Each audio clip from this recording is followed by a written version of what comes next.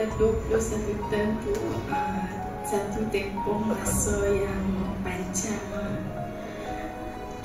Banyak khidmat bakti ataupun kerja buat yang cemerlang dan penuh dedikasi.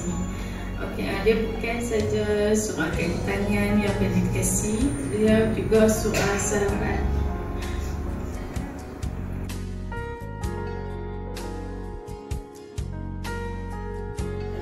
Mengucapkan selamat maju jaya. Semoga Puan Suraya terus maju di tempat yang baru. Semoga dipermudahkan urusan Puan Suraya di tempat yang baru. Terima kasih atas jasa bakti yang dicurahkan selama ini.